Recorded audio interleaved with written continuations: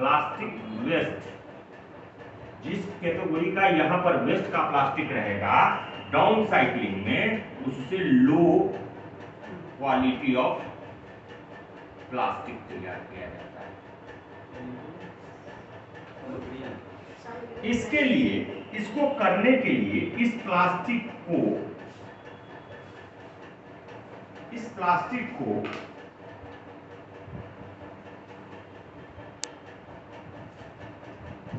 छोटे छोटे टुकड़ों में बांटा जाता है। छोटे छोटे टुकड़ों में, जैसे छोटे छोटे टुकड़ों में, जैसे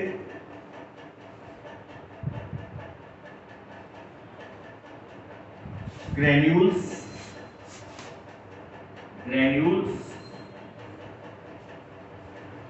पेलेट्स, PELLETS, पेलेट्स, ग्रेन्यूल्स हुआ बना देता है। लो, उनको नहीं समझ में आ रहा था, ये ग्रेन्यूल्स हुआ, इसको बोलते हैं पेलेट।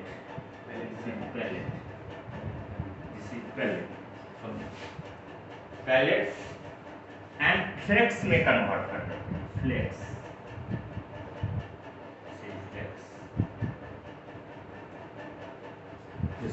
तीनों का चित्र बना दिया, इसी फ्लेक्स में कन्वर्ट कर देते हैं। मशीन की मदद से प्लास्टिक अवशिष्टों को ग्रेन्यूल्स, पेलेट्स एंड फ्लेक्स में बदल देते हैं। पेलेट्स का अर्थ होता है छर्रा, हिंदी में उसको छर्रा बोलते हैं। पेलेट्स को छर्रा बोलते हैं। फ्लेक्स को तो फ्लेक्स ही बोलते हैं, पेलेट्स को छर्रा बोलते हैं। ग्रेन्यूल्स को टुकड़ा बोलते हैं, छोटा टुकड़ा। ग्रेन्यूल्स मतलब छोटा टुकड़ा। फ्लेक्स चिपका हुआ चपटा पदार्थ, चपटा आकार का टुकड़ा। चपटे आकार के टुकड़े को फ्लेक्स बोलते हैं। कॉर्नफ्लेक्स है ना, बादाम जो खाते हैं, बस में जाते हैं, बेचता रहता है, फ्लेक्स बेचता रहता है, बादाम को चिपका करके chanachur, yes, chanachur, but it is flex. चूड़ा भी फ्लेक्स हो जाएगा। चूड़ा ही होता है फ्लेक्स, चूड़ा ही होता है फ्लेक्स। ग्लूटेन राइस, इंग्लिश में वो राइस फ्लेक्स है, this rice flakes. This things are, इसको कन्वर्ट करके जब छोटे छोटे टुकड़े में बदल जाते हैं तो पुनः इनको प्रोसेसिंग किया जाता है। इसके बाद टुकड़ों में बदल के इनका प्रोसेसिंग किया जाता है, संसाधित किया जाता है, प्रोसेसिंग किया जाता है, संसाधन या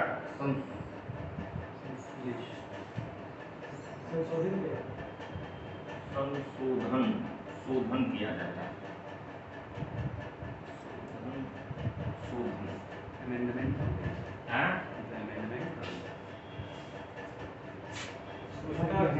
लिखते हैं हमको जो होता है इस प्रोसेसिंग का संशोधन भी,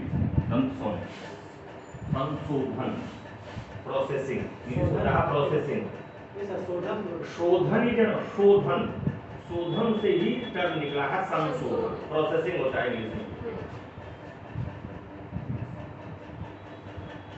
किया जाता है। उससे, इससे निम्न गुणवत्ता के, लो क्वालिटी के, निम्न गुणवत्ता के प्लास्टिक तैयार किए जाते हैं।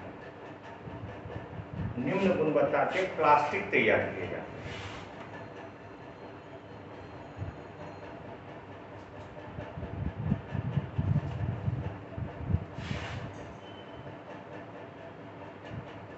इससे, इस प्लास्टिक से board, BOARD, board, boarding board, बर्तन, पॉट्स, प्लास्टिक के बर्तन, प्लास्टिक के बोर्ड, प्लास्टिक के बर्तन, गमले, मैट, मतलब चटाई नीचे बिछाने के लिए प्लास्टिक के मैट, डोरमेट प्लास्टिक आता है ना, मैट,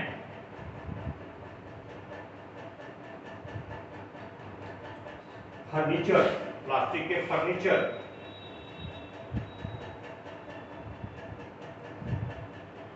आदि तैयार किए जाते हैं।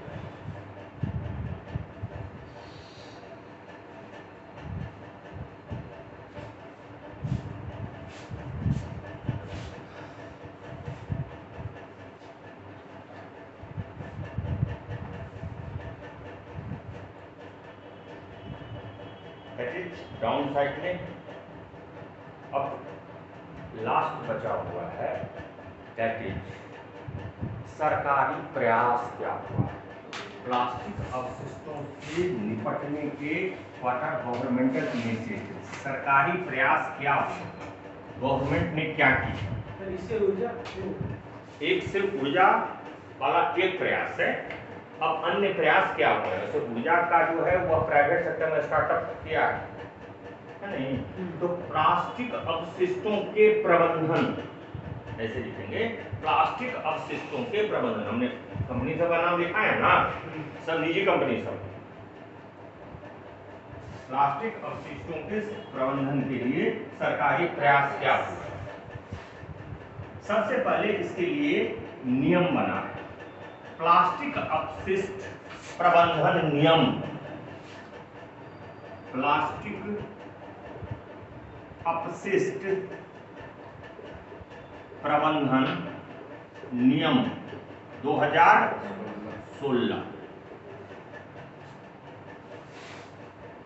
प्लास्टिक अपशिष्ट प्रबंधन नियम 2016 रूल है।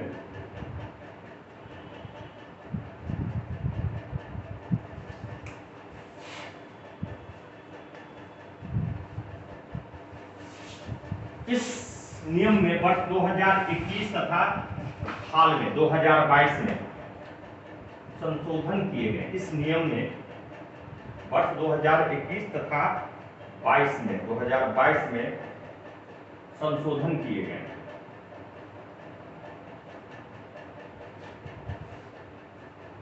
प्लास्टिक अपशिष्ट प्रबंधन नियम 2016 के प्रमुख बातें क्या हैं? प्रमुख बातें इस प्रकार हैं।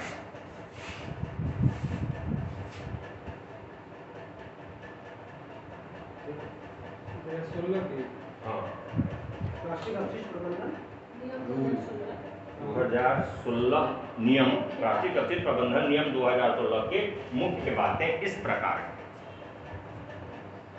इसके तहत प्लास्टिक कैरी बैग या थैले, प्लास्टिक के थैलों की न्यूनतम मोटाई 40 माइक्रोन से बढ़ाकर 50 माइक्रोन कर दिया गया है। It has been increased from 40 micron to 50 micron, अर्थात अधिक पतले प्लास्टिक का उत्पादन नहीं होगा। प्लास्टिक का जितने पतले प्लास्टिक होंगे रिसाइकलिंग उतना ही कठिन होगा, नहीं होगा।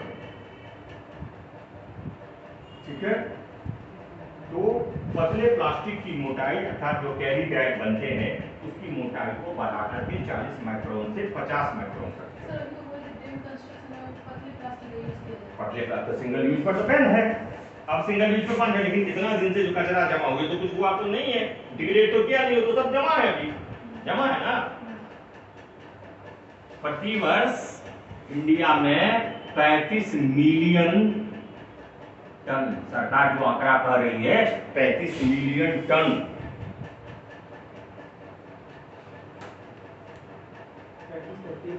3.5 मिलियन टन, ये हो जाएगा 35 lakh ton, sorry 35 lakh ton, 3.5 million ton या 3.5 मिलियन टन या 35 लाख टन कचरे इकट्ठा हो रहा है प्लास्टिक कचरे। और उसमें का बड़ा भाग, बहुत बड़ा भाग है वही पॉलीथीन कैरी बैग के रूप में यूज किए हैं, तो सब डिग्रेड होता नहीं, सब तो जमा है। इतने सालों से जो पर साल इतना कर रहे हैं, तो इतने सालों से जो कर रहे हैं सारा तो जमा पड़ा हुआ है, लैंडफिल में जमा पड़ा हुआ है ना। समझी क्या बात है, इसको समझ गई।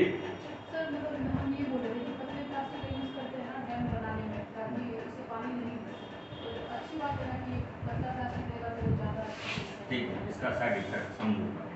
डैम बनाने में हम यूज इसलिए कर रहे हैं पतले प्लास्टिक का, डैम बनाने इसलिए यूज कर रहे हैं जो इसका सॉल्यूशन अन्य नहीं है, ये डिग्रेड होगा नहीं, पतला प्लास्टिक रिसाइकल होगा नहीं, न डिग्रेड होगा न रिसाइकल होगा, तो वह क्या बना, लैंडफिल में बना हुआ रहेगा।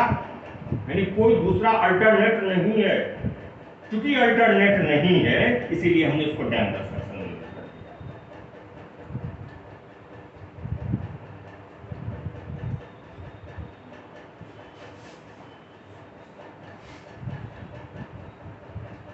अगला है, सरकार ने यह ध्यान रखते हुए कि प्लास्टिक अपशिष्टों की समस्या अब ग्रामीण क्षेत्र में भी फैल गई है।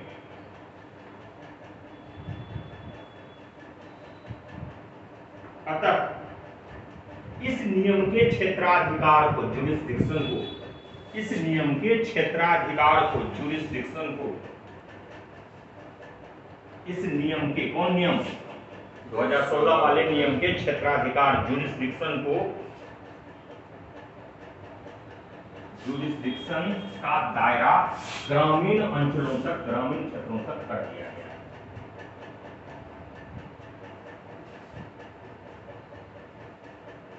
ग्रामीण अंचलों तक, गांवों तक कर दिया गया। तीसरी प्रमुख बात है, जो प्लास्टिक कचरों के उत्पादक या प्लास्टिक उत्पादक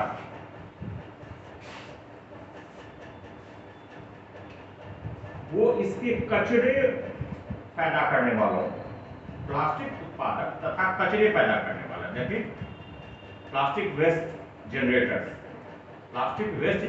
plastic producers and plastic waste generators, there is difference, समझ रही है? हाँ, plastic producers and plastic waste generators, दोनों की जिम्मेदारी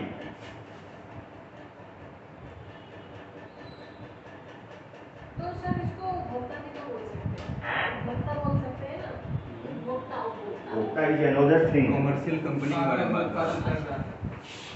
दोनों की जिम्मेदारी उत्पन्न हुए प्लास्टिक को संग्रहित व वापस लेने की होगी। कचरों को संग्रहण वो वापस लेने की होगी।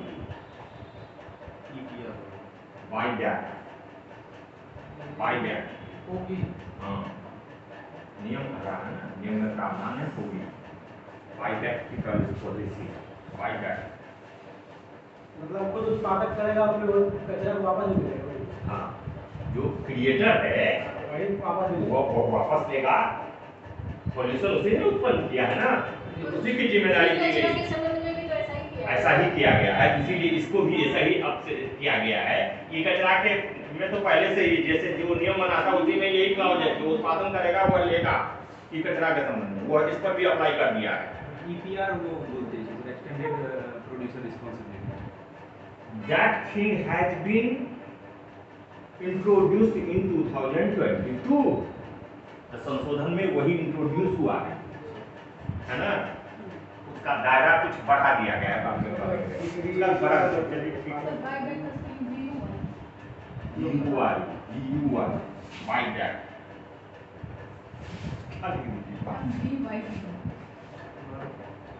कौन करी सुजीति बोली, कौन बोली, कुछ तो तुमको पता चला है? BY का द्वारा होता है ना, B बोलने की बाय तो वो तो BY ही होता है ना, बाय बाय ये ऐसे किए इसके करियो मत करो, ये अपनों कभी अलग ही अपने फन। माइक को ना दीजिए। आइए पुनः वापस लेना, है ना। ये भी तीसरा प्रावधान, प्रमुख प्रावधान इसके हैं। उत्पादकों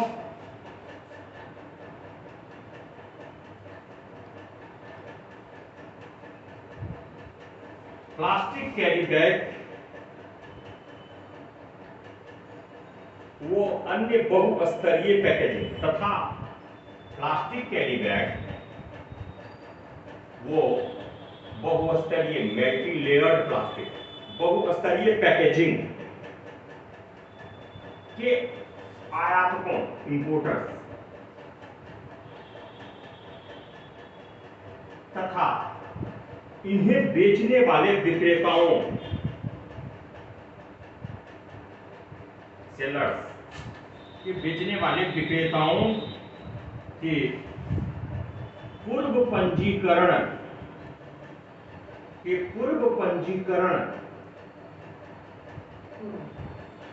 पहले से पंजीकरण रजिस्ट्रेशन करवाना पड़ेगा।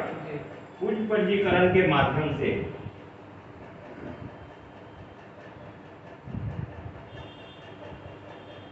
प्लास्टिक अपशिष्ट प्रबंधन शुल्क वसूला जाएगा। प्लास्टिक अपशिष्ट प्रबंधन शुल्क ड्यूटी वसूला जाएगा। जो उत्पन्न करने वाले हैं पॉल्यूटर्स पे या पॉल्यूटर्स पेज की अवधारणा पर आधारित है।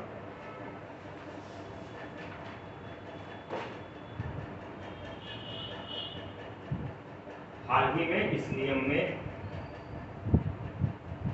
संशोधन हुए हैं जो इस प्रकार, दो प्रमुख बातें हैं संशोधन के। इस अधिनियम नियम बोल देते हैं, इस नियम में संशोधन हुए हैं जो इस प्रकार।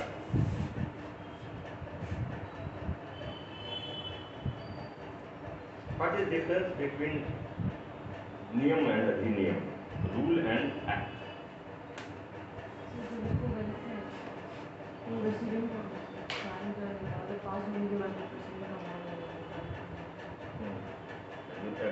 मतलब प्रेसिडेंट नहीं साइन, बिना साइन का छोड़ दिया, प्रेसिडेंट साइन नहीं किया वैसे ही छोड़ दिया, तो वो एक्ट हो जाएगा, है ना,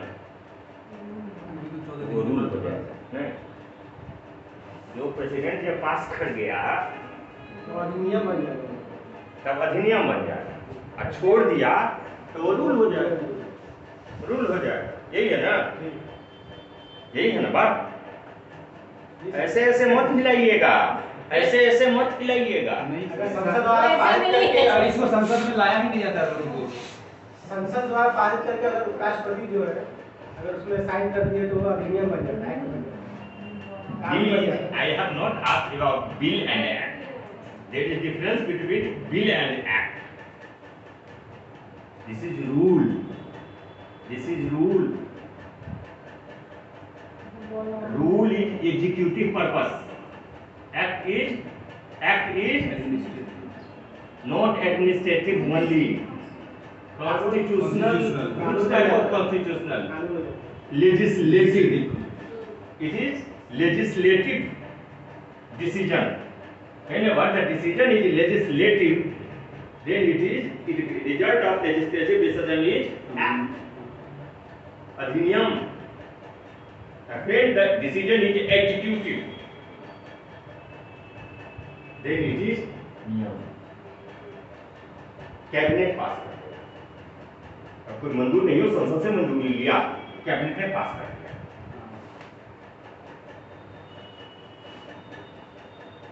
क्या तो नियम तो सर किसी भी संस्था के द्वारा किसी भी संस्था के द्वारा बना सकता है, क्योंकि यह सरकार बनाई है, सरकार ने कैबिनेट से पास करवाई है, सरकारी नियम है। This is the passed by the cabinet, state cabinet और central cabinet. This is not equal to the private rule, it is apart from private, because this is बड़े स्तर की रिस्पॉन्सिबल संस्थान है जो चुने हुए प्रतिनिधियों के द्वारा बनाया गया है। स्पीकर वही बनाए जाते हैं ना, कैबिनेट वही होते हैं ना, कैबिनेट मेंबर।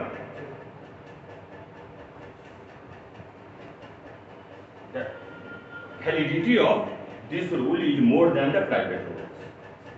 ठीक है, चलिए, इसको उलझाना नहीं है बातों में, आप उलझाती बहुत हैं।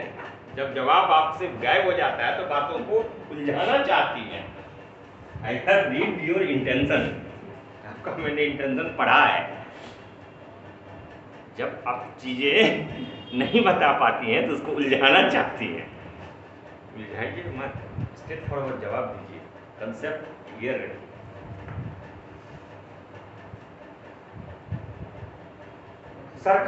सरकार ने 1 जुलाई 2022 से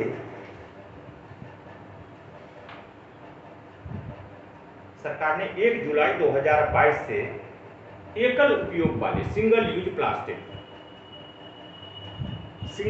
प्लास्टिक के निर्माण, एकल use plastic single use plastic के निर्माण, स्टॉकिंग, भंडारण, स्टॉकिंग का लिख सकते हैं, भंडारण, आयात, इंपोर्ट करना,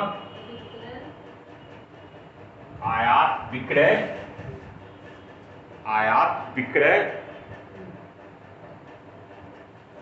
वितरण तथा उपयोग पर प्रतिबंध लगा दिया। उपयोग पर प्रतिबंध लगा दिया, आप उपयोग भी नहीं करते हैं। ये सब जो है ना नहीं चलेगा। चलो ठीक है। दूसरा कहता है, दूसरा जो संशोधन बहुत बातें हुई हैं वह है, इसने विस्तारित निर्माता उत्तरदायित्व, एक्सटेंडेड प्रोड्यूसर्स रिस्पॉन्सिबिलिटी, निर्माता उत्तरदायित्व, एक्सटेंडेड प्रोड्यूसर्स रिस्पॉन्सिबिलिटी को अनिवार्य कर दिया है, अनिवार्य कर दिया है।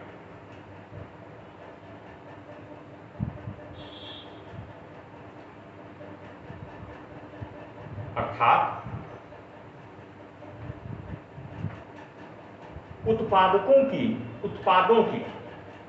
प्लास्टिक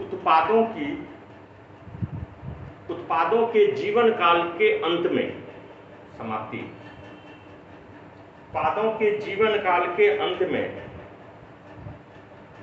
उन्हें एकत्र करना, इकट्ठा करना, वो उन्हें संसाधित करने की जिम्मेदारी,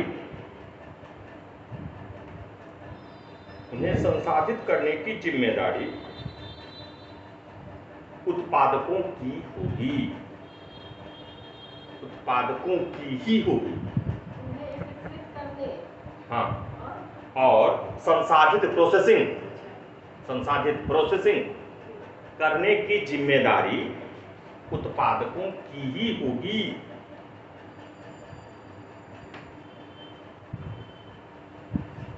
संसाधित प्रोसेसिंग, हाँ, संसाधित मतलब processing.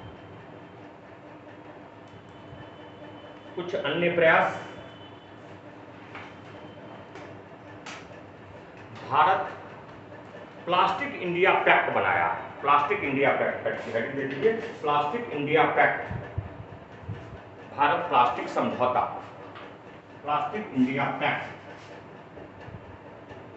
Plastic India pact, PACT pact, समझौता,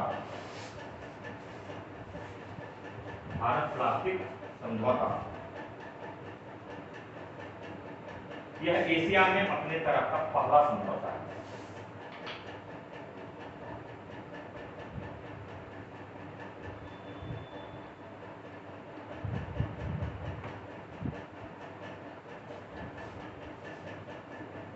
पहला समझौता, इसके द्वारा, इस पैक्ट के द्वारा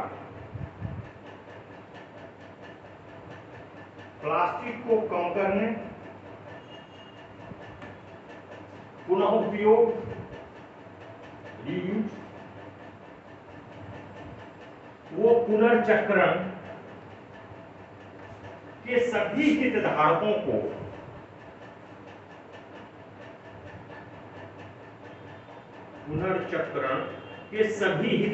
स्टेक होल्डर को एक मंच पर लाना, हितधारकों स्टेक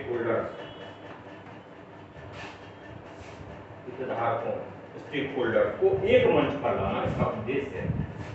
वो एक मंच पर लाना इसका उद्देश्य है। अंतिम है प्रोजेक्ट रीप्लान। हो गया लास्ट है प्रोजेक्ट रीप्लान।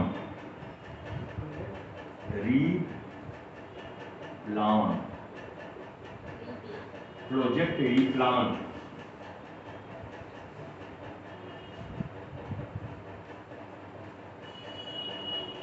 रीप्लान का अर्थ है रिड्यूसिंग, इसका अर्थ लिख देते हैं जैसे हम लिखते हैं वैसे लिखिए। रिड्यूसिंग प्लास्टिक इन नेचर, ये RE, ये PLA, ये रीप्लान।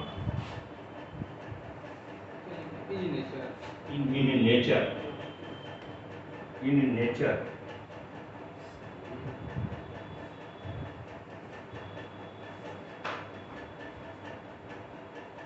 भारत में यह खादी व ग्रामोद्योग आयोग के द्वारा शुरू की गई परियोजना है। खादी एवं ग्रामोद्योग आयोग, के से खादी, V से विलेज, I से इंडस्ट्री, C से कमीशन, KVIC के द्वारा शुरू किए गया परियोजना प्रोजेक्ट। इसका उद्देश्य प्लास्टिक के अधिक टिकाऊ विकल्प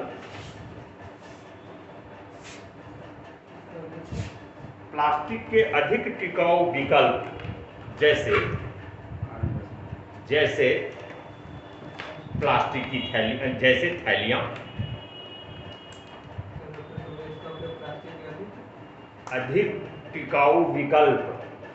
इसका क्या है समझो, इसको तब लिखोगे तो समझ में आएगा। लिखने से पहले जो बताते हैं उसको समझ को। रिड्यूसिंग घटाना है, प्लास्टिक इन नेचर प्लास्टिक को घटाना है। तो घटाने का मतलब क्या है? जो प्लास्टिक का स्थान पर जो डिग्रेडेबल चीज है उसका उपयोग कीजिए। तो खादी एवं ग्रामोद्योग किसका बनाएगा? सूत का बनाएगा, इसी तरह जूट का बना सकता है, यही से बना करेगा। तो वही बात है यहाँ पर। तो प्लास्टिक को नेचर में कम करना, तो इसके स्थान पर थैलियां, मोस्टली प्लास्टिक का उपयोग थैली कैरी बैग ले जाने में, तो इसके स्थान पर वह कैरी बैग अन्य चीजों का बना।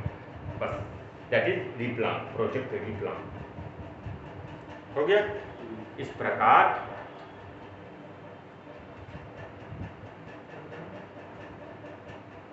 प्लास्टिक अवशिष्टों की समस्या न केवल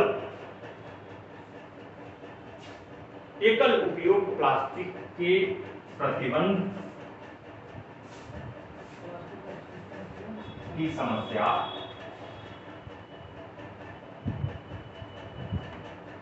न केवल एकल उपयोग प्लास्टिक पर प्रतिबंध व कानून बनाने से होगा, कानून बनाने से कम होगा, बल्कि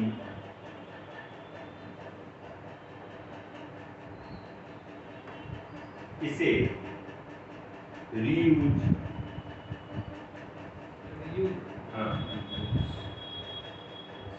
रिड्यूस, वो recovery, recycle, reduce, reuse and recycle को अपनाकर इसका